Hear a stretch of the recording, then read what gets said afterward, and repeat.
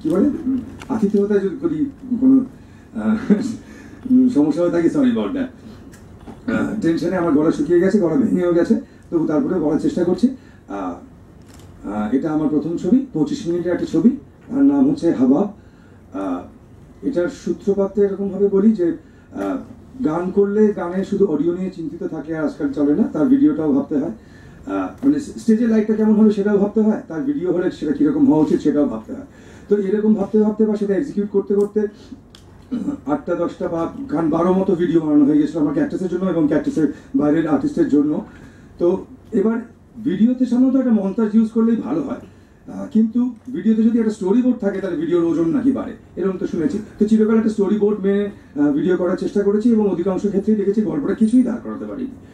So এরকম মনে হচ্ছিল আমি কি তাহলে গল্প বলতে পারি না, কিন্তু আমার গল্প বলতে ইচ্ছে করে। তো সেরকম একটা জায়গা থেকে মনে হচ্ছিল যে একটা শর্ট ফিল্ম বানালে খারাপ হয় না। এই মতো অবস্থায় 19 কুড়ি ম্যাগাজিনে একটা গল্প বেরোয়, ইন্দ্রনীল সান্যালের লেখা।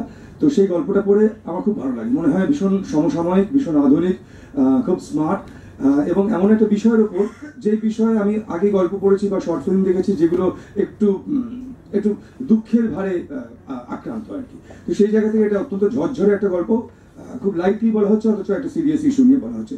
তো সেটা আমার মনে হয় এটা আমার থিম হতে পারে। তো সেখান থেকেই ভাবনা চিন্তা ইত্যাদি আস্তে আস্তে শুরু। তারপরে আস্তে আস্তে একটা দুর্দান্ত টিম পেলাম, কাস্টিং ক্রু যাদের বলে, সেই তাদের সহযোগিতায় জিনিসটা আলটিমেটলি নামাতে পেরেছি। প্রথম কাজ করতে গেলে যেমন হয় প্রচুর হোঁচট খেতে হয়, বারবার পড়ে গেছি, উঠে দাঁড়িয়েছি, জামা থেকে ধুলো টুলো ঝেড়ে ফেলেছি, দু একটা ধুলো টুকরো এখনো লেগে আছে, সেটা আমিও জানি, আপনারা দেখলে বুঝবেন। সো একটু ইমপারফেকশন থেকেই যায় হয়তো প্রথম কাজে সেটাই সৌন্দর্য, সেটাই ওই কাঁচা ভাবটাই হলুদ পাখিকে একদিন হিট করিয়েছিল।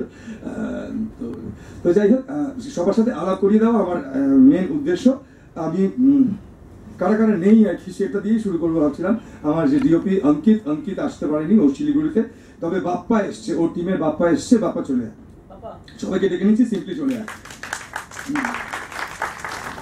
এডিটরের হাতে কাঁচি থাকে, তো যেমন মানে সিজারিয়ান সেকশন যে ডাক্তার করেন তার হাতেও কাঁচি থাকে, তার হাতের কাঁচির দায়িত্ব হচ্ছে প্রসব যন্ত্রণা কমিয়ে দেওয়া, তার সময় বা তীব্রতা কমিয়ে দেওয়া। কিন্তু আমার যিনি কাঁচি চালিয়েছেন, যিনি এডিটর, তার জন্য কিঞ্চিত প্রসব যন্ত্রণা বেড়েছে, মানে মাস 3-4 ডিলে হয়ে আত্রেই না থাকলে আমি কাজটা করতে পারতাম না। আত্রেই আজকে আসতে পারেনি, ওর বর্তমান বা আগামী ছবির জন্য ব্যস্ত। তবে অনির্বাণ সঙ্গে রয়েছে, অনির্বাণ প্লিজ চলে আয়, he has been very very helpful.